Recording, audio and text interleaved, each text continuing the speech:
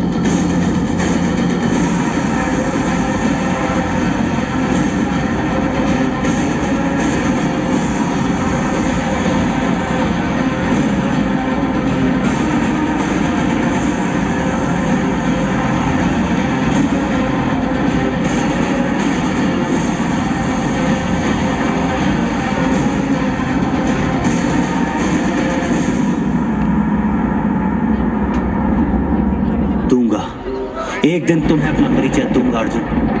आज से और इसी क्षण से उस घड़ी की प्रतीक्षा करो अर्जुन। एक दिन मैं तुम्हें अपना पूर्ण परिचय दूंगा।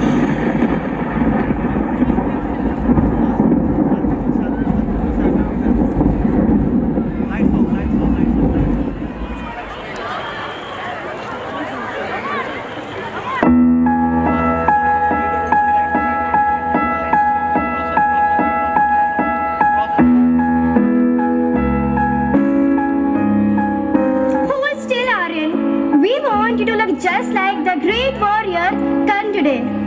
But mom, who is Karna? Everyone talks about Arjun, Bhishma and Krishna. But no one talks about Karna. Why I am playing him? Ah, here's the shield. Karna was a very important character in the Mahabharata, Aryan. He was known for his bravery and generosity. Generosity? But I thought warriors were supposed to be fighters. Karna was much more than just a fighter, my dear. He was born with the golden armor and earrings, gifts from the sun god. But his life was full of challenges. He wasn't born into a royal family, but he became one of the greatest warriors and was known for his royalty and kindness. Really, Grandma? What did he do that was so special? Karna was a man of honor. He never turned away anyone who asked him for help, even if it meant giving up something precious. He was loyal to his friends, even when it put him on the wrong side of the battle. His life was full of sacrifices, yet he never complained. He was a hero in his own right, even if he didn't always win. That's why you are playing Karna He teaches us that true strength lies in the character, not just in winning battles. Wow, Grandma! Karn sounds amazing. I want to be just like him today.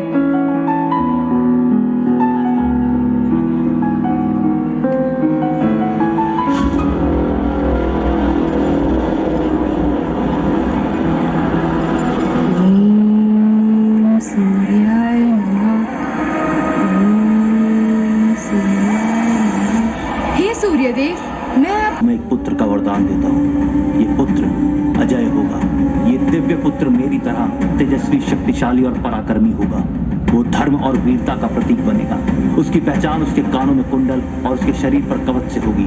Kunti, तुम्हारा पुत्र एक महान योद्धा बनेगा, जिसका नाम इतिहास में स्वर्ण अक्षरों से लिखा जाएगा।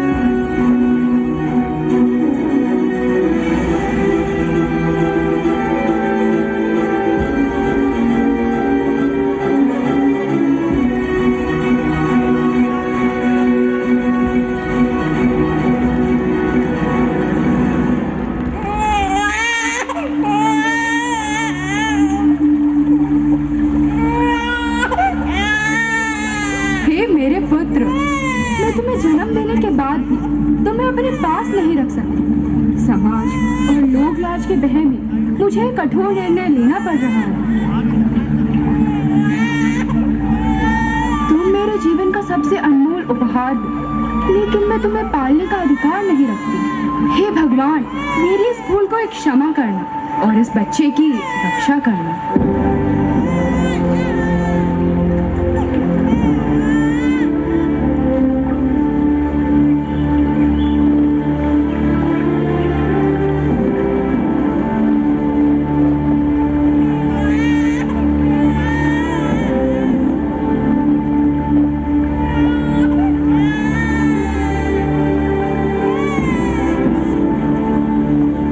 क्या है? एक टोकरी और इसमें एक बच्चा। कहाँ? यह बच्चा कितना सुंदर है और इसके शरीर पर ये कवच और कुंडल। यह कोई साधारण बच्चा नहीं हो सकता। हाँ, ये बच्चा किसी राजवंश का लगता है, लेकिन इसे यहाँ कौन छोड़ गया? ये भगवान का कोई संकेत हो सकता है। हमें इस बच्चे को अपनाना चाहिए। हाँ, अब ये बच्चा हमारा पुत्र होगा। हम इसे अपने पुत्र के रूप में पालेंगे और संसार का सारा प्यार देंगे। अब ये हमारा कर्ण है, जो हमारे जीवन में प्रकाश लाएगा।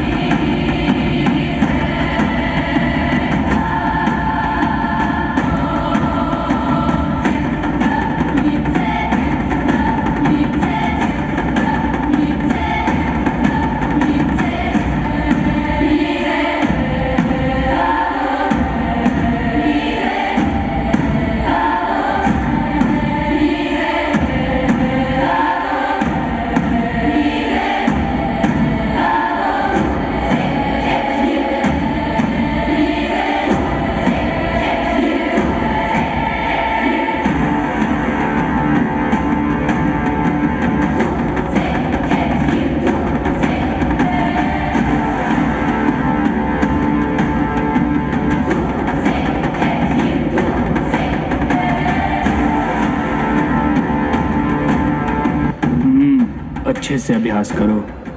तुम कौन हो बालक?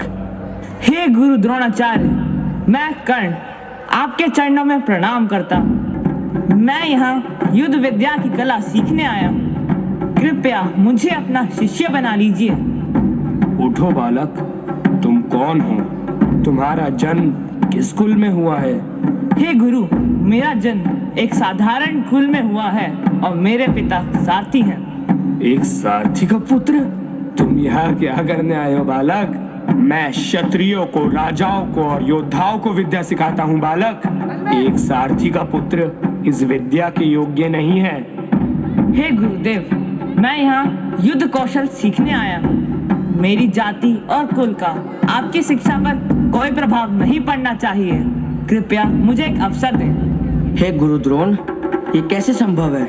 हाँ आचार्य, ये कैसे संभव है? एक सारथी पुत्र कैसे हमारे साथ शिक्षा ग्रहण करेगा? अर्जुन सही कह रहा है कर्ण, तुम एक सारथी पुत्र हो और इसलिए इस आश्रम में शिक्षा ग्रहण करने के योग्य नहीं हो। ये शिक्षा केवल क्षत्रियों के लिए है, जो धर्म और मर्यादा के पालन के लिए युद्ध करते हैं। हे गुरुदेव, मैं आपके निर्णय का सम्मान करता हूँ, लेकिन यह याद रखिएगा कि युद्ध कौशल सीखने की योग्यता जाति से नहीं बल्कि व्यक्ति के दृढ़ता और संकल्प से तय होती है।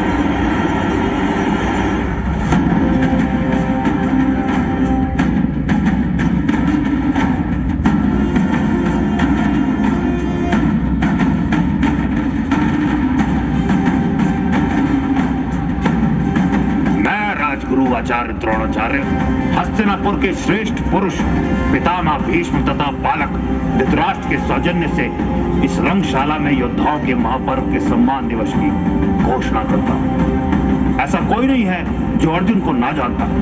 आज समस्त लोगों के सामने मैं अर्जुन को इस संसार का सर्वश्रेष्ठ धनुर्धर घोषित करता हूँ। ठहरो।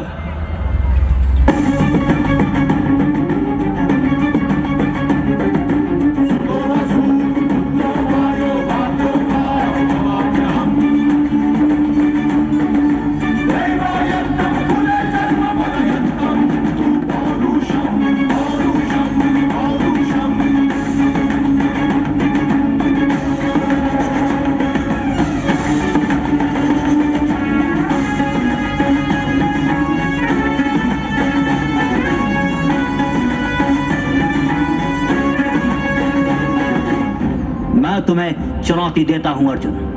ठहरो, इस राज्य रंगशाला में तुम्हारा स्वागत है अजनबी पुरुष। निसंदेह तुम्हारा प्रदर्शन देखकर मैं अचंभित हूं। शायद स्तब्ध ज्यादा सही शब्द रहेगा। मुझे आश्चर्य है कि इतना अच्छा धनुर्धर अब तक छुपा कैसे रहा। परंतु पुरुषार्थ के महापर्व में अपना परिचय देना होता है। कौन हो तुम? तुम्हारे पिता का नाम क्या है? किस कुल से हो तुम? मैं सारथी पुत्र कर्ण हूं। सारथी पुत्र यानी कि शूद्र पुत्र, या सीधा सीधा कहें तो एक छोटी जाति का मनुष्य। वाकई एक शूद्र की एक क्षत्रिय को चुनौती देना अच्छा विचार है, परंतु इसे यह अधिकार दिया किसने?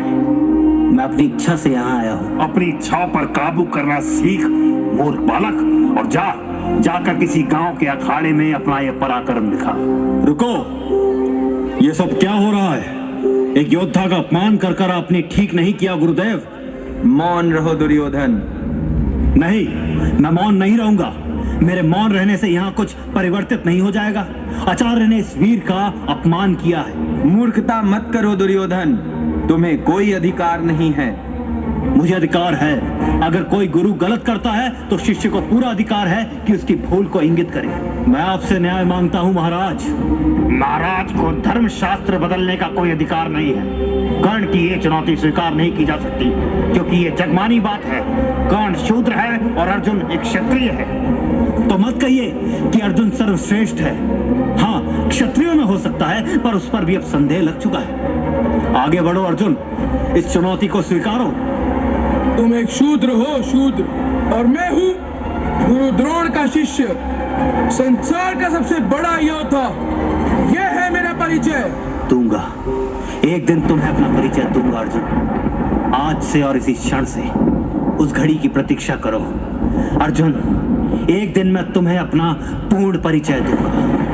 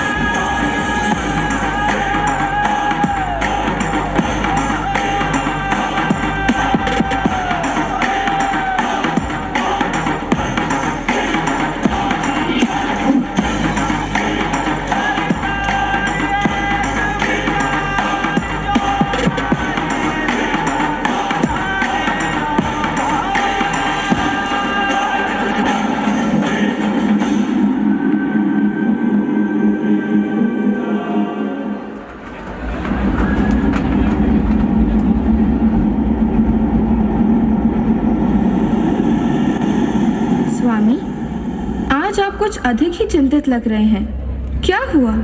क्या युद्ध की तैयारी में कोई कठिनाई आ रही है? युद्ध की तैयारी तो चल रही है वृषाली, परंतु आज मेरा मन भारी है। आज फिर मुझे उस स्थान की याद दिलाई गई जो जन्म से ही मुझे ठुकरा दिया गया था। आप हमेशा से जानते थे कि समाज आपको आपके जन्म के कारण पूर्ण मान्यता नहीं देगा, फिर भी आपने कभी हार नहीं मानी। जानता हूं, परंतु क्या यह न्याय है? मैंने जीवन भर केवल सम्मान और मान्यता के लिए संघर्ष किया है, परंतु समाज ने मुझे हमेशा सूत पुत्र के रूप में देखा है। मेरे जन्म के कारण मुझे हमेशा हीन दृष्टि से देखा गया है और अर्जुन के साथ मेरी तुलना हमेशा होती है। लेकिन जब बात मेरे पराक्रम पे आती है तो लोग मेरे जन्म को बीच में ले आते हैं। वृषाली, स्वामी, आपने जो कुछ भी पाया है वो आपकी अपनी मेहनत और साहस का परिणाम है। आपसे श्रेष्ठ योद्धा कौन हो सकता है? दुर्योधन ने आपकी मित्रता का सम्मान किया और आपको अंगदेश का राजा बनाया। यह आपके गुणों का प्रमाण है। पहले कुछ भी महसूस नहीं होता था वृषाली, परंतु उस दिन के बाद से ऐसा लग रहा है कोई चीज अंदर से खाए जा रही है। छोटे मोटे अपमान तो जन्म से ही सहता आया हूं। कोई कुछ कहता था तो चुपचाप सह लेता था, शायद आदत सी हो गई थी। परंतु उस दिन जब हस्तिनापुर में गुरु द्रोण ने मेरे वस्त्र सबके सामने उतारे, इच्छा हुई कि पूछूं क्या दोष है मेरा। स्वामी, मैं आपकी पीड़ा समझ सकती हूँ, लेकिन यह भी सच है कि आप जो हैं वो अपनी आत्मा की शक्ति से हैं, ना कि समाज के निर्णय से। आपने अपने बल और साहस से अपना मार्ग बनाया है। तुम सही कहती हो वृषाली, मेरा संघर्ष ही मेरा परिचय है और मैं इसे स्वीकार करता हूँ। चाहे मुझे कितने बार भी अपमानित किया जाए, मैं अपने धर्म और अपने कर्तव्य का पालन करता रहूंगा। और यही तो आपका सबसे बड़ा परिचय है स्वामी। आप केवल एक योद्धा नहीं, बल्कि एक सच्चे नायक है जो अपने आत्मसम्मान के लिए लड़ता है। देखो सुदामन आ गया। आओ बेटा सुदामन। सुदामन, क्या तुम्हें भी पीड़ा होती है या दुख होता है इस बात का कि तुम्हारे पिता एक सूत पुत्र हैं और तुम भी? नहीं पिताजी, मैं जानता हूँ कि मेरे पिता क्या हैं और कौन हैं। मेरे पिता सर्वश्रेष्ठ हैं, सर्वश्रेष्ठ योद्धा। और तुम जानते हो सर्वश्रेष्ठ बनने के लिए क्या करना पड़ता है? हाँ पिताजी, बहुत सारा अभ्यास और परिश्रम। Grandma, you said Karan was a hero, but if he was so good and brave, why did people treat him badly? How did he feel about it? Aryan, that's the saddest part of Karn's story. Even though he was a great warrior and a noble man, he was often treated unfairly because of his birth. You see, Karn was born to Kunti, the same mother who gave birth to the Pandavas, but he was abandoned as a baby and was raised by a charioteer's family. So people called him a Sutputra, which means the son of a charioteer, and looked down on him, even though he was truly a prince. Yes, and because of this, Aryan, Karna faced a lot of discrimination. Despite being as skilled, if not more than the Pandavas, he was often not given the respect he deserved. That's not fair, Grandma. And what did Karn do when he was treated like that? You are right, Aryan. It wasn't fair. Karn he often felt like he didn't truly belong anywhere. That must be really hard for him, Grandpa. But he still kept fighting. Yes, Aryan. Karn kept fighting, not just in battles but also against the unfairness of life. He never let his spirit be crushed, even when others tried to bring him down. He stood by his friend Duryodhan, who was the only one who accepted him completely and fought bravely in the Kurukshetra war, even when he knew the odds were against him. Karna's story teaches us that life isn't always fair, but what matters is how we respond to those challenges. He teaches us to hold on to our self-respect, even when the world doesn't recognize our worth. Yay! I want to be brave like Karn, Grandma. Even if people don't see it, I know that I'm strong and good from inside.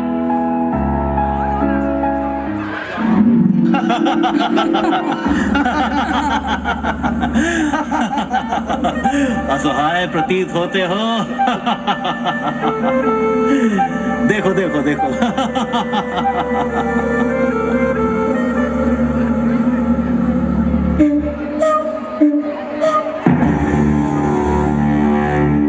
क्या बात है दुशासन, आज तुम्हारा मुझ पर यह संदेह कैसा?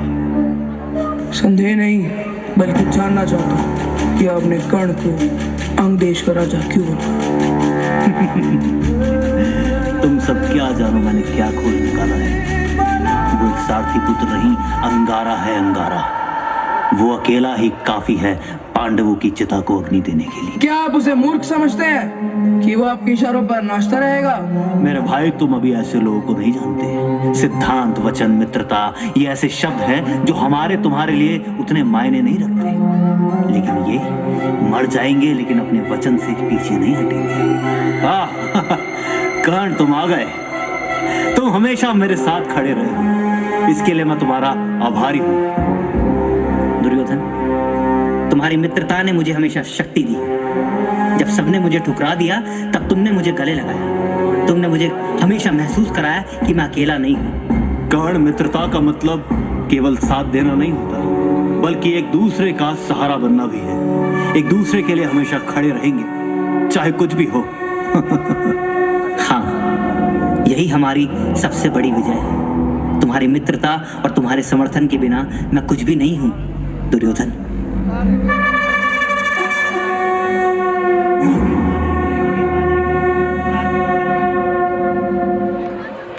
Grandma, you told me that Karn always stood by Duryodhan, even though he knew that Duryodhan was wrong. Then why did he choose to support him? That's a very good question, Aryan. Karn's loyalty to Duryodhan, even when he knew that Duryodhan's actions were wrong, is a complex part of his story. Let me explain why he made that choice. Yes, Grandma. Please and please explain me. I am really curious. Karna was just not any friend to Duryodhan. He saw him as his one true ally in the world that often rejected him. Even though Karna knew that Duryodhan sometimes made wrong choices, he chose to stand by him because of the deep bond they shared. When everyone else looked down on Karna because of his birth, Duryodhan was the only one who accepted him as an equal. So, Duryodhan gave Karna a place where he felt valued, even though the rest of the society didn't. Exactly. For Karn, Duryodhan's friendship was a refuge from the discrimination he faced. To him, loyalty and gratitude were paramount. Duryodhan had supported him when no one else did, and Karn felt a deep sense of duty to return that loyalty, even when it meant going against his own beliefs. So, Karn stayed with Duryodhan because he felt he owed him for accepting him. Yes, Arya. Karna's sense of loyalty was deeply tied to his gratitude. He believed that loyalty to a friend, especially one who had stood by him in difficult times, was more important than being right or wrong. He chose to honor his commitments and support Duryodhan even when it was challenging for him. That shows how complicated friendships can be. Sometimes, even we know something is wrong, our sense of loyalty and gratitude can make our choices difficult. That's right. Karn's story teaches us about the strength of loyalty and the complexities of human relationships. I understand now, Grandma. Karn's loyalty was really important to him, even if it meant making tough choices. Yes, Aryan, and it is important to remember that while loyalty and gratitude are powerful virtues, they should be balanced with wisdom and the courage to do what is right.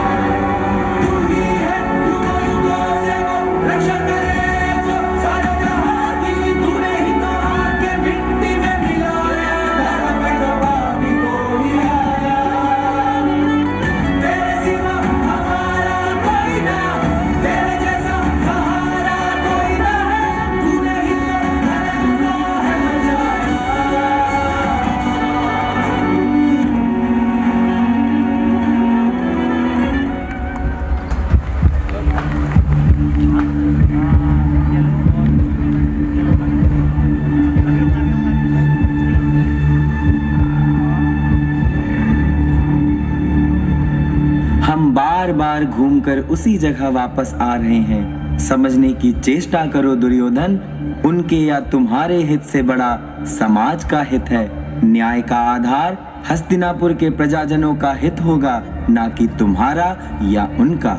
इतना पूछने की चेष्टा अवश्य करूंगा कि हस्तिनापुर की प्रजा का हित द्वारका नरेश या हस्तिनापुर से अलग हुए पांडव कैसे तय कर सकते हैं? हित तो पालक तय करता है और प्रजा का पालक मैं हूँ, हस्तिनापुर नरेश दुर्योधन। अच्छा, मैं आज तक समझता था कि यह सौभाग्य महाराज धृतराष्ट्र को मिला हुआ है। हाँ, मगर एक बात अच्छी तरह समझ लीजिए कि मेरे पिता का सौभाग्य मेरा सौभाग्य है और वो मेरा ही सौभाग्य रहेगा, ना कि तथा कथित पांडुपुत्रों का। न जाने क्यों मैं तुमसे बहस कर रहा हूँ दुर्योधन, जबकि यह सारी बातें महाराज धृतराष्ट्र को तय करनी है।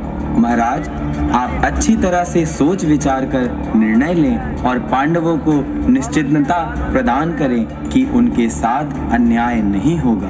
तुम ठीक कहते हो कृष्ण, पर दुर्योधन भी निश्चित होना चाहता है कि उसके साथ अन्याय ना हो। अन्याय का सवाल ही कहाँ पैदा होता है?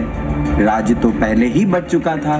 पांडवों को अपने वनवास के बाद राज्य वापस मिलने की जो शर्त थी वह पूरी हो गई, तो उन्हें उनका अधिकार तो मिलना ही चाहिए ना। राज्य बटा था मगर अब एक है। नैतिक दृष्टि से भी यही ठीक है कि राज्य को दोबारा ना बांटा जाए ताकि उसकी शक्ति कम ना हो। नैतिकता की बात तुम करते हो दुर्योधन। तुम ही ने कहा था कि 13 वर्ष के वनवास और 1 वर्ष के अज्ञातवास के बाद पांडव राज्य पा सकेंगे। वनवास भी पूर्ण हुआ और अज्ञातवास भी। अब तुम्हारी नैतिकता ये कहती है कि अपनी बात से मुकर जाओ। वनवास मानता हूँ पूरा हुआ, लेकिन अज्ञातवास नहीं। मगर तुम्हारी ही राज्यसभा के आचार्यों का इस बात पर तुमसे मतभेद है। राजाओं का अपने कर्मचारियों से मतभेद होना असंभव तो नहीं। गणनाएं भी तुम्हारा साथ नहीं देती दुर्योधन। गणित तो तोड़ा मरोड़ा भी जा सकता है। यही बात तुम पर भी लागू होती। हाँ, लेकिन साबित नहीं होती और शंका के आधार पर अपना आधा राज्य दुर्बल और अक्षम पांडवों को हाथ में मैं नहीं जाने दूंगा, जिनके अंदर इतना भी मात्रा नहीं था कि खुद आकर बात करते। भेज दिया आपको पैरवी करने के लिए। क्या सोचा था घबरा कर दब जाऊंगा? बहुत अच्छा होगा यदि आप उनका ये भ्रम भी दूर कर दें। मैं आधा राज्य किसी भी हालत में नहीं दूंगा। आप सबका भी यही मत है? कदाचित यहाँ किसी और के मत का प्रश्न ही नहीं उठता। ठीक है, समझौता अब भी हो सकता है। यदि दुर्योधन आधा राज्य ना देने पर अड़ा है तो मेरा प्रस्ताव है कि पांडवों को 5 गांव ही शासन करने के लिए दे दिए जाएं। मैं समझौतावादी नहीं हूँ कृष्ण। 5 गांव तो क्या, एक सुई की नोक के बराबर भी राज्य नहीं दूंगा। उम्र की नादानी तुम्हारे अंदर काफी झलकती है दुर्योधन, पर राज्य के निर्णय बिना सोचे विचारे इतनी जल्दी नहीं दिया करते। तुम्हारे पास समय है, पहले अच्छी तरह सोच विचार लो। और यदि मैं ना सोचना चाहूँ तो युद्ध के विचार को नकारा नहीं जा सकता। इस धमकी का मुझ पर कोई असर नहीं होगा। धमकी नहीं दे रहा हूँ, समझा रहा हूँ। भविष्य के गर्भ में क्या छुपा है वह तुम नहीं जानते दुर्योधन। कोई भी नहीं जानता, यहाँ तक कि आप भी नहीं जानते। अनुभव यही अंतर पैदा करता है दुर्योधन। भविष्य को देखा नहीं जा सकता, परंतु उसका आभास होता है जो तुम्हें नहीं हो रहा है। और भविष्य आपको क्या आभास दे रहा है द्वारकाधीश? यही कि यदि तुम ना माने तो युद्ध होगा। और युद्ध में क्या होगा? वो 5 भाई मिलकर हम 100 भाइयों को परास्त कर देंगे। असंभव नहीं है। ये खेल किसके साथ खेल रहे हो कृष्ण? जाइए, जाकर किसी और को समझाइएगा। मेरे पास शक्ति है, अजय योद्धा है, विराट सैनिक समूह है जिसके सामने महासमुद्र भी छोटा जान पड़ता है। अभेद शस्त्र है जिनकी प्रत्यंचा से त्रिलोक कांपता है। ये सब है मेरे पास। उन भिक्षु पांडवों के पास क्या है? उनके पास मैं हूँ। तुम क्या हो कृष्ण? एक दूत, एक निर्बल कायर दूत जो अपनी वाक पटुता के बल पर समझौते की बात करता है। दुर्योधन के द्वार पर खड़ा होकर अपने प्रियजन पांडवों के लिए आधे राज्य की भिक्षा मांगता है और ना मिलने पर चतुर व्यापारी की तरह 5 गांव का मोल तोल करता है और कुछ भी ना मिलने पर युद्ध की खोखली धमकियां देता है। तुम्हारे वक्ष पर तलवार रखने मात्र से ही तुम्हारे खोखलेपन का आभास हो गया था मुझे। तुम एक दीमक खाए 5 से अधिक कुछ भी नहीं हो कृष्ण। अब तक तेरी हर गलती को मैं यह समझकर माफ करता आया कि तू अभी बच्चा है, अबोध, नादान और मूर्ख है। पर आज तूने यह सिद्ध कर दिया कि तू अब बच्चा नहीं बल्कि एक कृतज्ञ, दुराचारी और दंभी मनुष्य है, जो सत्ता के मद में यह भी भूल गया कि उसे मनुष्य बनाया किसने। तूने मुझे नहीं जाना दुर्योधन, तूने कृष्ण को नहीं पहचाना।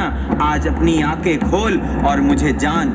मैं कृष्ण हूँ जो बनाता है या मिटाता है। मैं हूँ विजय का मूलभूत आधार। मैं वो हूँ जिसके प्रेम को पूरा संसार तरसता है और जिसके क्रोध से समस्त ब्रह्मांड कांपता है। मैं जन्म हूँ, मैं ही मृत्यु हूँ, मैं अनादि हूँ, इसलिए मैं था, मैं हूँ और सदैव रहूंगा। केवल मेरे रूप बदलते रहेंगे, मगर याद रख दुर्योधन, मैं सदैव तेरे काल का मूल रहूंगा। मुझे शब्दों से डराने की कोशिश मत करो कृष्ण।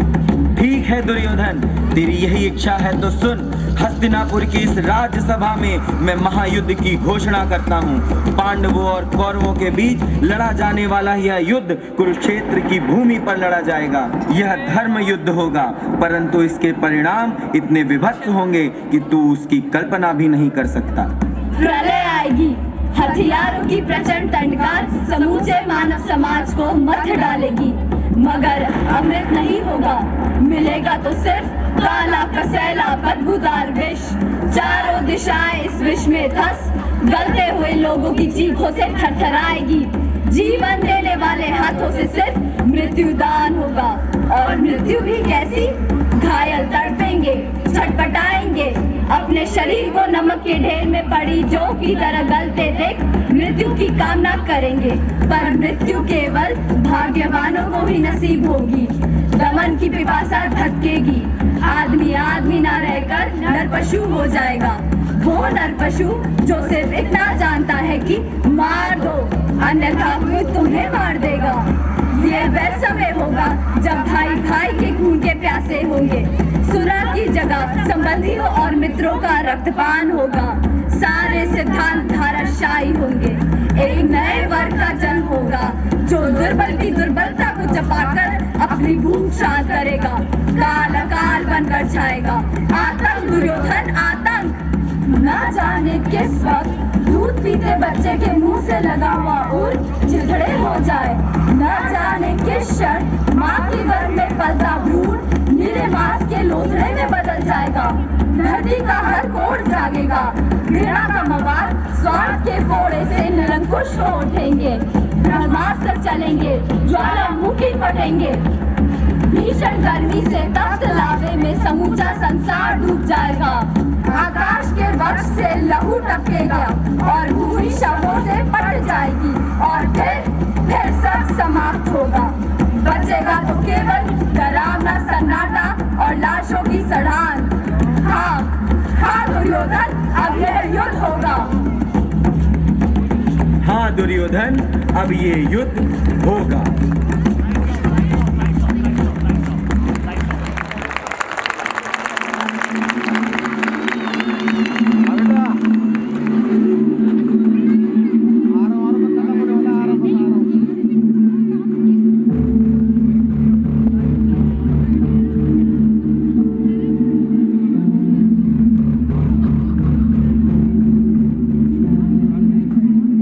आइए, मैं आपकी ही प्रतीक्षा कर रहा था। तुम्हें मालूम था मैं आऊंगा? जो कुछ भी आज राज्यसभा में हुआ उसके बाद तो आपको आना ही था। लीजिए, अतिथि सत्कार में कोई भूल चूक हो तो क्षमा कीजिएगा। उचित वर्ग के परिष्कृत रस्मों को अभी मैं पूरी तरह सीख नहीं पाया हूँ। हाँ, अब बताइए कैसे आना हुआ? ये जानते हो मुझे आना था? क्या ये नहीं जानते कि क्यों आना था? साधारण मनुष्य, भूल भी हो सकती है। आप ही कहें तो उचित होगा। तुम ही बताओ, आज दुर्योधन ने जो भी किया क्या वो ठीक था? आप किस बात की तरफ इशारा कर रहे हैं? सभी बातों की तरफ। पांडवों को उनके अधिकार न देने क्या न्याय संगत है? अधिकार उनका आधे राज्य का है। मैं तो 5 गांव तक भी राजी था, पर वो मूर्ख तो अड़ा हुआ है कि सुई की नोक के बराबर भी राज्य नहीं दूंगा। तुम ही बताओ, क्या यह ठीक है? किसी के पारिवारिक झगड़े और हस्तिनापुर के राज्य संबंधी निर्णय में हस्तक्षेप करने का मुझे कोई अधिकार नहीं है। मैं हस्तक्षेप करने को नहीं कह रहा हूँ, केवल तुम्हारे विचार जानना चाहता हूँ। इस पूरी घटना में मेरे विचार कोई महत्व नहीं रखते। रखते हैं। अपने और अपने विचारों की महत्ता को पहचानो कर्ण। मेरे पहचानने से लोग उसे स्वीकार नहीं करेंगे। करेंगे, अवश्य करेंगे। महत्ता को अस्वीकार कौन कर सकता है? आपकी बातों को सुनकर ऐसा प्रतीत होता है मानो आज तक मैंने जो भी देखा या समझा वो सब भ्रम था। हाँ, भ्रम ही तो था, और इसका सबसे बड़ा उदाहरण तुम्हारी दुर्योधन से मित्रता। कुछ भी कह देने भर से वो साबित नहीं होता। मगर तर्क यही कहता है, जो अपने भाइयों का ना हुआ तो वो तुम्हारा क्या होगा कर्ण? उसके भाई भी तो उसके कहाँ हुए हैं। दुर्योधन से मित्रता ये निरा भ्रम है कर्ण। और पांडवों के प्रति मेरी असीम घृणा भी एक भ्रम है। हाँ है, क्योंकि उनकी घृणा तुमसे नहीं, अधर्म और अधर्म का साथ देने वालों से है, और तुम अधर्म के साथ हो। तुम दुर्योधन का साथ छोड़ दो। चलिए छोड़ दिया, अब क्या करूं? अर्जुन का सारथी बन जाऊं? काश कि तुम जानते कर्ण कि मैं पांडवों का सबसे बड़ा भाई हूं, ज्येष्ठ कुंती पुत्र हूं, यही ना? पर तुम्हें किसने बताया? स्वीकारा नहीं गया तो क्या हुआ? इस संसार में मेरे जनक हैं। सूर्य? हाँ, उन्हीं से जाना अपने जीवन का एक और घिनौना सत्य। यह सत्य घिनौना नहीं है कर्ण, जीवन तो अब शुरू हुआ है। जो कुछ तुम्हें बहुत पहले मिलना चाहिए था वो अब मिलेगा। तुम सम्राट होगे, क्षत्रिय कहलाओगे, राजमाता कुंती के ज्येष्ठ पुत्र के रूप में जाने जाओगे।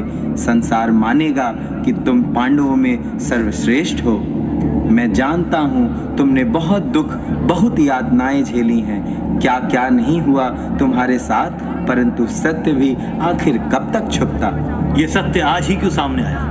उस दिन क्यों छुप गया था यह सत्य, जिस दिन भरी सभा में द्रोण ने सूत पुत्र कहकर मेरे अधिकार मुझसे छीन लिए? अर्जुन ने मेरी चुनौती को अस्वीकार कर मानो भरपूर तमाचा मारा सबके सामने। उस दिन कहा था ये सत्य, जिस दिन स्वयंवर में द्रौपदी ने नीच कहकर मुझे नकारा था। मैं पूछता हूं, कहां मर गया था ये सत्य, जब मेरी आंखों के सामने मेरे पुत्र की हत्या हुई थी? इन हाथों में गिर गया था मेरा सुदामा। जिस समय उसका वध हुआ उस समय मैं एक शूद्र पुत्र था, और आज जब समय आया अर्जुन के वध का तो मैं क्षत्रिय हो गया, कुंती पुत्र।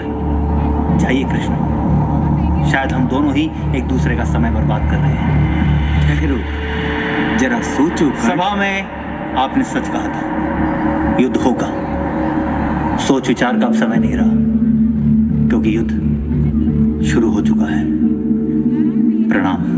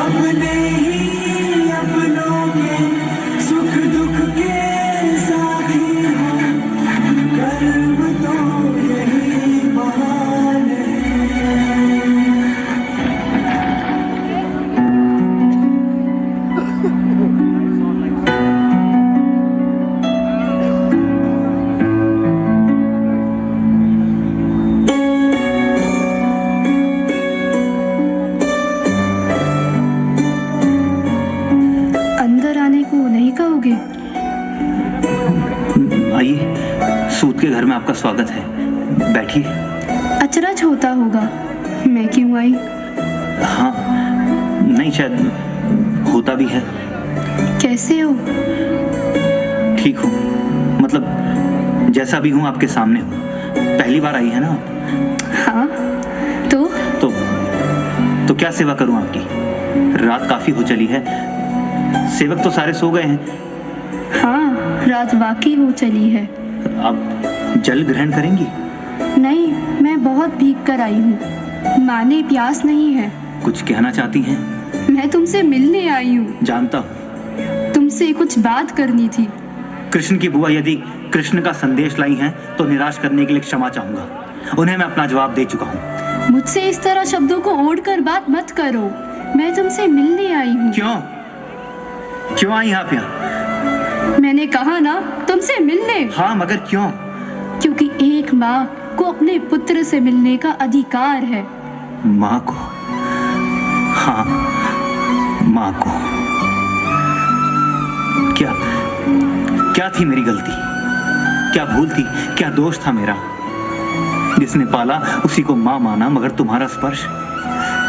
कई रातों तक लेटा ये अनंत आकाश ताकता रहा। सब कुछ सिमट जाता है माँ, बस एक शब्द। सभी कुछ तो मिला मुझे जीवन में, दुख सुख घृणा यातना प्रेम राजपाट सब कुछ, पर माँ क्या था? नराधम घृणित था। क्या था मैं? कर्ण। तो क्यों त्याग दिया था मुझे? क्यों छोड़ दिया था मुझे उस नरकाग्नि में झुलसने को? जब लोग मुझ पर ताने कसते रहे, मेरी आत्मा को नोचते रहे, क्यों नहीं छुपाया अपने आंचल से मेरा मुंह? क्यों नहीं अपने गोद में सर रखा? क्यों नहीं कहा मैं हूं ना? इतने से पैर थे मेरे, चल भी नहीं पाता था। घुटनों के बल क्यों नहीं मुझे अपनी गोद में उठाया? क्यों नहीं चूमा? क्यों नहीं? क्यों? मैं असहाय हूं, लाचार हूं, मैं बहुत सहमा हुआ हूं मां। मैं कहां जाऊं? क्या करूं मैं? धीरज रख, मैं हूं ना। कितना बड़ा हो गया है तू, कितने कोमल केश पर, कितना खुरदरा है तेरा शरीर। तू जितना विशाल और कठोर है, उतना ही कोमल भी, कपास के श्वेत फाहे सा। तू जानता है, तू बिल्कुल भी बड़ा नहीं हुआ। तेरा बचपन जैसे वही ठहर गया हो, सिवाय इसके कि तू लापरवाह हो गया है। मैं नहीं थी ना? हाँ, आप हैं, और विडंबना देखिए कि आज आप कहाँ हैं और मैं कहाँ हूँ। कर्ण! क्षमा कीजिए राजमाता, इस तरह भावनाओं में बहना मेरी आदत नहीं है, पर कई बार हमारे शरीर और हमारे मस्तिष्क से अलग कोई चीज हमें नियंत्रित करती है, नहीं क्या? कर्ण! रात्रि का तीसरा पहर बीत रहा है, भोर से पहले राजमाता राजमहल जाना चाहेंगी। क्यों? राजमाता मत बोलो मुझे। तो क्या कहूँ?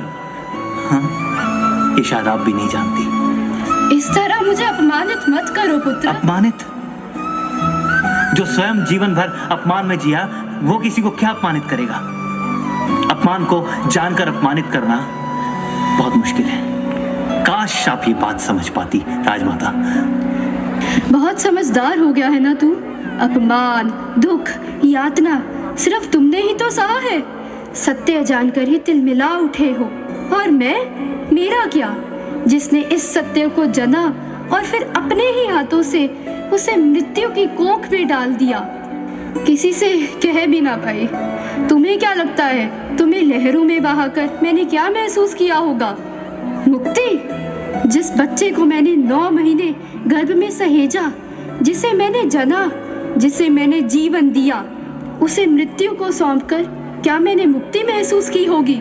सिरहाना भी गीला होकर मेरी त्रासदी पर रोता था और मैं कुछ भी ना कर पाई। क्यों नहीं किया कुछ तुमने?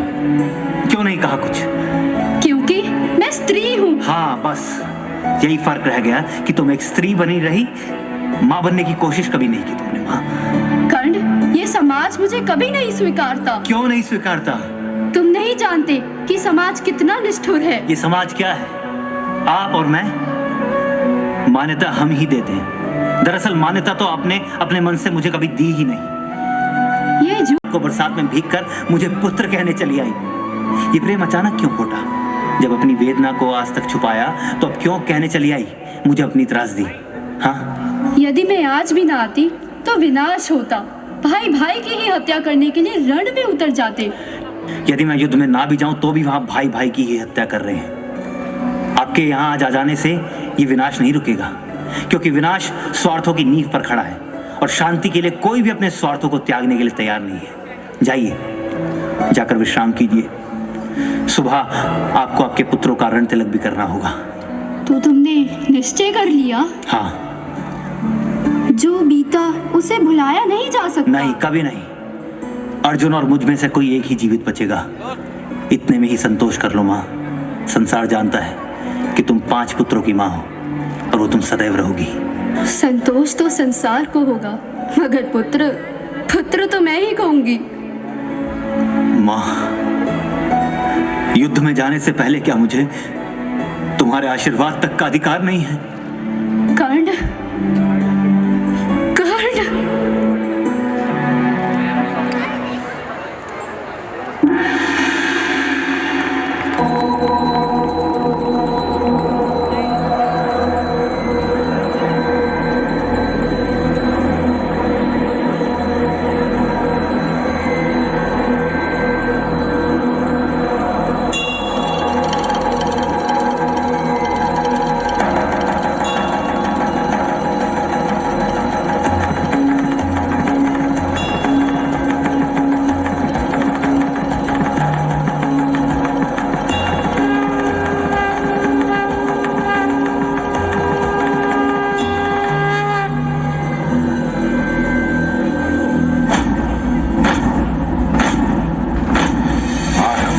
प्रचंड बोल मस्तकों के झुंड, आज जंग की घड़ी की तुम गुहार दो।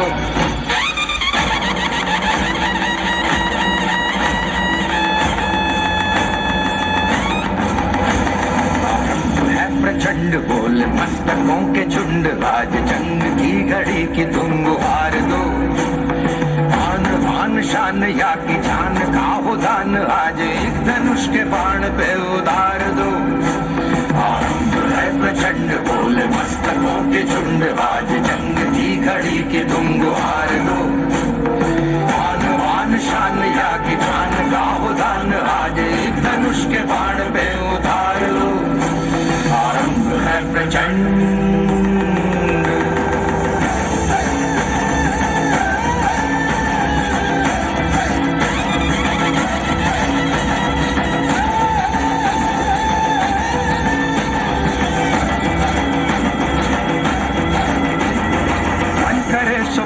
दे जो मन करे सो प्राण ले, वही तो एक सर्वशक्तिमान है।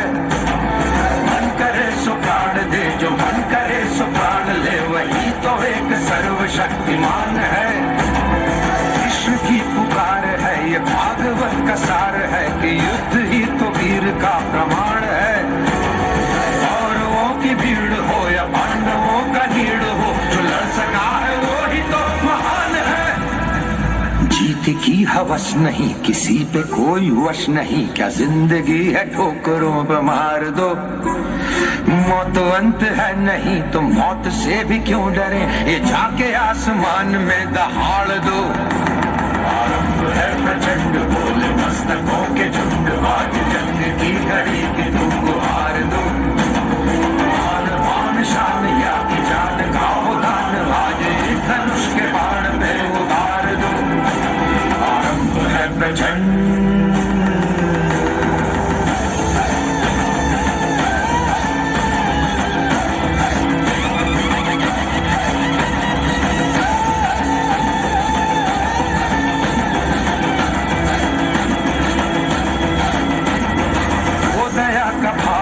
कि शौर्य का चुनाव या कि हार का वो भाव, तुम ये सोच लो।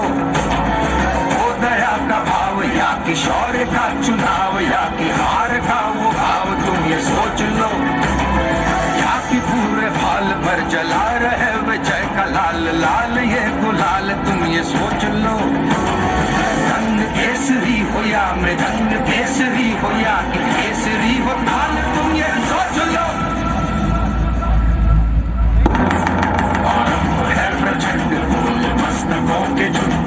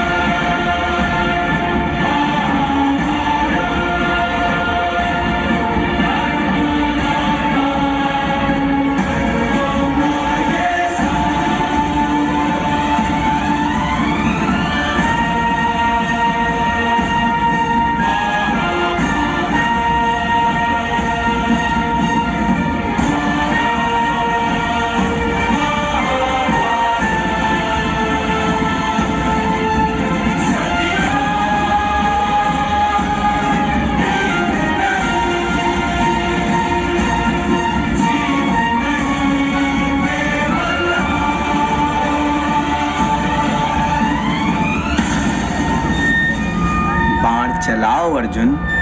नहीं, ये निहत्था है। बाण चलाओ अर्जुन। उसके रथ का पहिया कीचड़ में धंसा है। बाण चलाओ अर्जुन। यह गलत है। बाण चलाओ अर्जुन। नहीं कृष्ण नहीं, मैं बाण नहीं चला सकता। यदि मैंने इस समय बाण चला दिया तो जीवन भर मेरी अंतरात्मा मुझे कचोटती रहेगी। एक निहत्थे पर वार करने का पाप मुझ पर मत चढ़ाओ। उसके रथ का पहिया कीचड़ में धंसा है। वो निहत्था है, असहाय है। एक असहाय पर प्रहार करना युद्ध के सिद्धांतों के खिलाफ है। मुझे यह बाण मत चलवाओ कृष्ण, मुझसे यह बाण नहीं चलेगा। समय और भाग्य इस संसार को रचते हैं और संसार सिद्धांतों को। यदि असहाय पर प्रहार ना करके तुम सिद्धांत पर अडिग हो, तुम समय और भाग्य की अवहेलना कर रहे हो। समय ने उसके रथ का पहिया कीचड़ में गाड़ा है और वो निहत्था है, क्योंकि भाग्य चाहता है कि ऐसा हो। मगर कृष्ण, मगर उसने क्यों नहीं सोचा जब दुशासन पंचाली के शील हरण को आकुल था? तब क्यों नहीं सोचा जब दुर्योधन ने तुम्हें तथाकथित पांडु पुत्र कहकर आधा राज्य देने से इनकार कर दिया था? तब क्यों नहीं सोचा जब अबोध अभिमन्यु की हत्या हुई? उठो पार्थ, गांडीव संभालो, बाण चलाओ अर्जुन।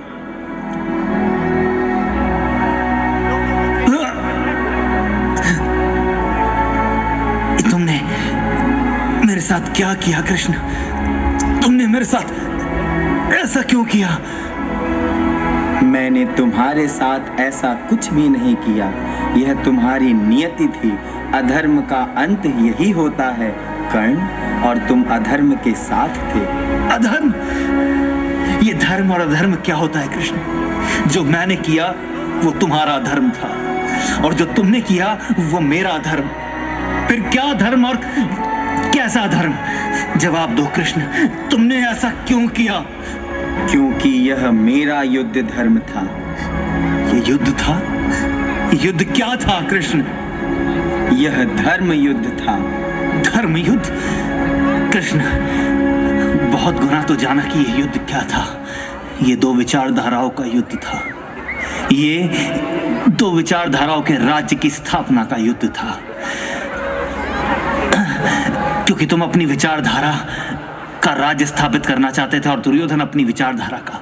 सच कहो कृष्ण, अगर दुर्योधन तुम्हारी विचारधारा मान लेता तो क्या आज वो तुम्हारे पीछे ना खड़ा होता और पांडव एक एक करके रणभूमि में ना मर रहे होते? दरअसल तुम अपने विचारों के आगे मजबूर थे कृष्ण। हाँ था, मगर तुम भी तो थे। युद्ध मेरे और दुर्योधन के विचारों का था, फिर तुम बीच में कैसे आए कर्ण? अपने सिद्धांतों के कारण।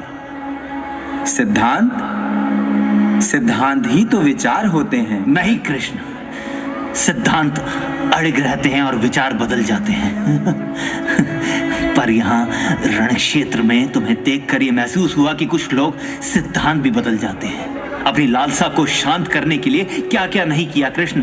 युद्ध की घोषणा की, उसकी संरचना की। भावनाओं से मेरे मनोबल को तोड़ने के लिए मुझे ये बताया कि मैं कुंती की अवैध संतान हूँ। माँ को भेजा, वो भी ऐसे वक्त पर जब मैं युद्ध के लिए बल और मनोबल संचित कर रहा था। तुम्हें डर था मैं घातक सिद्ध होऊंगा, इसलिए मेरे दान धर्म का फायदा उठाकर तुमने अर्जुन के पिता इंद्र को मेरे पास मेरा कवच और कुंडल लेने भेजा। क्या शल्य तुम्हारे कहने पर नहीं आए थे? कैसा सारथी भेजा तुमने जो अपने ही योद्धा की आत्मविश्वास को तोड़ता रहा। तुम जानते हो कर्ण, मगर क्या ये कटु वचन संसार मानेगा? कैसे मानेगा कृष्ण? तुम तो यवनिका के पीछे हो। वहीं से तुमने हर तर्क, हर न्याय, हर विचार, हर सिद्धांत को तोड़ा मरोड़ा। यदि मैं मान भी लूं कि मैंने ऐसा किया, तो क्या तुम इस गंदगी से बचे रहे? कहाँ था तुम्हारा पौरुष जब द्रौपदी के वस्त्र हरे जा रहे थे?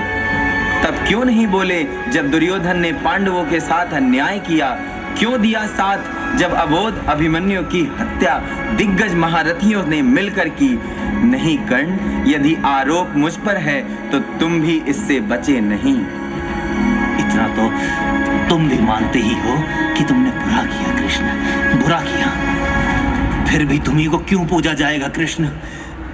क्योंकि मैंने धर्म का आधार रखा और अंततः विजय उसी की हुई। कृष्ण, धर्म तो विजयी होता है, या विजयी धर्म। यदि हम जीतते तो हम धर्म बनाते और हम ही पूजे जाते। कृष्ण, मगर तुम हार चुके हो कर्ण। ये भी भ्रम है। मैं मर रहा हूं भौतिक रूप से। युद्ध हार गया, मगर हार कर भी मैं जीता हूं कृष्ण। और तुम हारे हो क्योंकि तुम योगेश्वर कहलवा कर भी अपने सिद्धांतों पर टिके नहीं रह पाए, जबकि मैं आज तक अडिग हूं। और उसका उदाहरण है तुम्हारी ये बंद मुट्ठी। कृष्ण, तुमसे अच्छा तो मेरा शत्रु अर्जुन है, जो मुझे निहत्था देखकर झिझक गया था।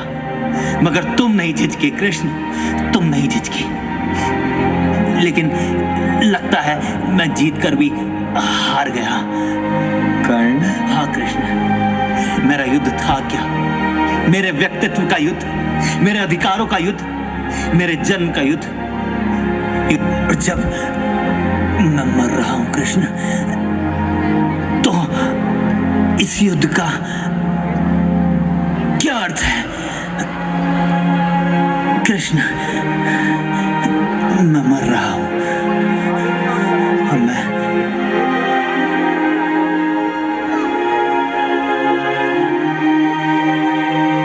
हाँ कर्ण, तुम युद्ध हार गए, क्योंकि किसी काल किसी लोक में कुंती कभी स्वीकार नहीं करेगी कि कर्ण उसका पुत्र है।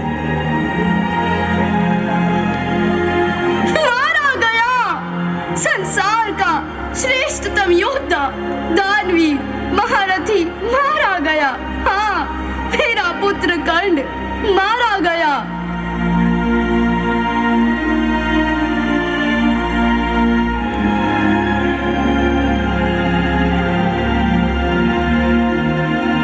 कृष्ण, तुम यहां हार गए Krishna.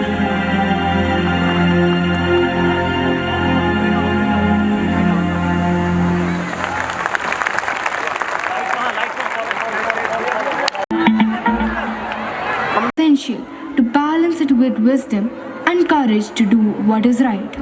I see, Grandma.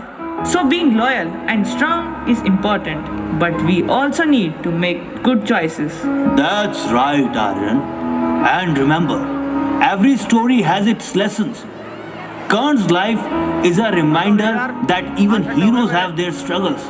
But it's how we face those struggles and the values we hold dear that truly defines us. The play ends today, but the lessons from Karn's life will stay with us. Let's carry them in our hearts and strive to be as brave, loyal, and true as Karn was.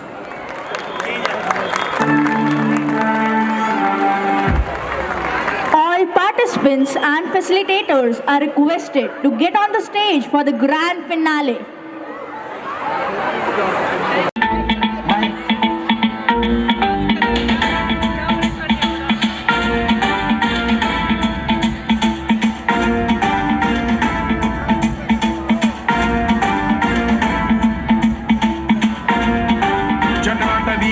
जल प्रवाह पावितस्थले कलेवलंब्य लंबितां भुजंगतुंगमालिकां धवड्डमड्डमड्डमन्निनादवड्डमर्वयं चकार चण्डताण्डवं तनोतु नः शिवं शिवं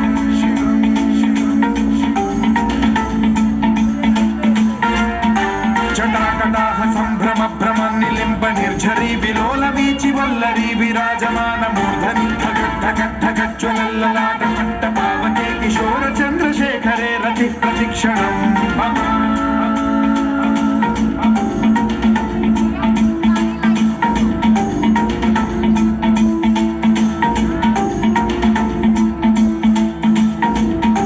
धराधरेन्द्र नन्दिनी विलास बन्धु बन्धुरस्सुरद्दिगन्त सन्तति प्रमोदमान मानसे कृपा कटाक्ष धोरणी निरुद्ध दुर्धरापदि क्वचित् दिगम्बरे मनो विनोदमेतु वस्तुनि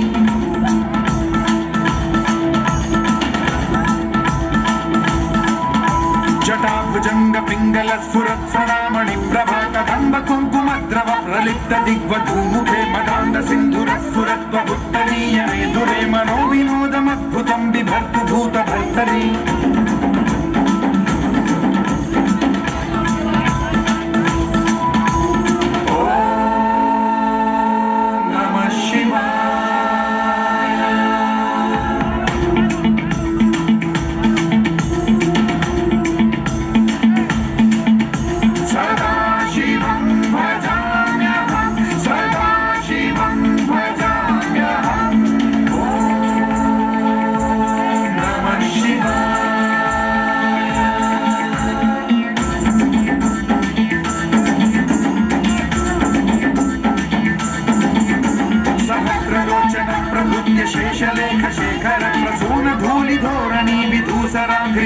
भूभुजङ्गराजमालया निबद्धजागजूटक श्रीचिराय जायतां चकोरबन्धुशेखरः ललाटचत्वरज्वलद्धनञ्जय स्फुलिङ्गभानि पीतपञ्चसायकं नमन्निलिम्पनायकं सुधामयूखलेखया विराजमान शेखरं महाकपालि सम्पदे शिरोजटालमस्तु